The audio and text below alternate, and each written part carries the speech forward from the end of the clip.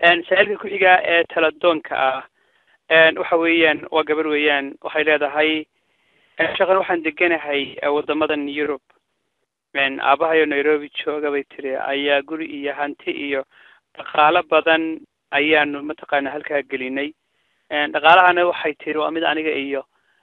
نينكايقا نقد حي كدب waxay tiri markaan adduunkii halkii aan geynay waxay tiri aabahay iyo waxa isku dhacay ninkii qabay aabahayna ninkii aad iyo aad buu mataqaanaa ugu fogaaday bay tiri siiba xagga hantidiisii anigana wuxuu igu yiri amarkayga qaado oo aniga imaqal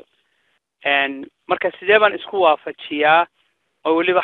xaqaas iyo xoolahaasi maxaan ku iraahdaayay soo kala dhexgalay seven aaban amarkiisa ku qaataa oo aan uga fogaaday inaan noqdo maaragtay caasi ninkaygana aan happy uga dhiga oo labada qof sidee baan isugu keenaa bay tiri waxaana qof mara oo yaani ay igu adag tahay bay tiri inaan laba nin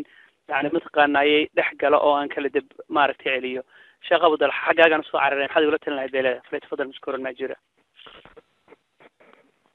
بسم الله الحمد لله والصلاة والسلام على رسول الله صلى الله عليه وسلم بعد horta xag ilaahay baa loo cararaa tabaaraka wa tacaala anuse waxaan ku siin karaa un wixii ra'yi iyo tala ilaahayna ii furo tabaaraka wa tacaala waxaan isleeyahay khaladku wuxuu ka yimid horta rag wax la iskuguma daro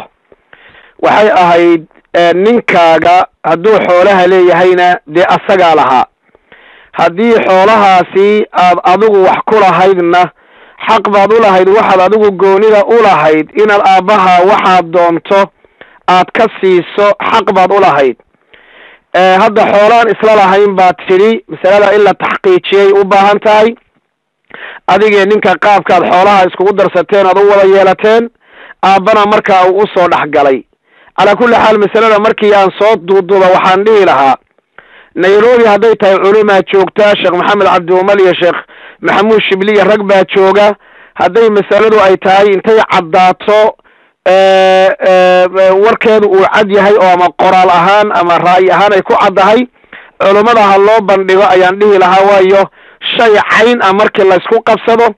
shaygaa cayntee la taaban karo waxay u baahan tahay xakam iyo maxkamad iyo dad culummo ah oo shaygaa garan kara ayay marka ay u baahan tahay adiguna lagu waraysto ninkaagana la waraysto aabbahana la waraysto kadib wixii hadduu soo baxo inaad labadiina lahaydeen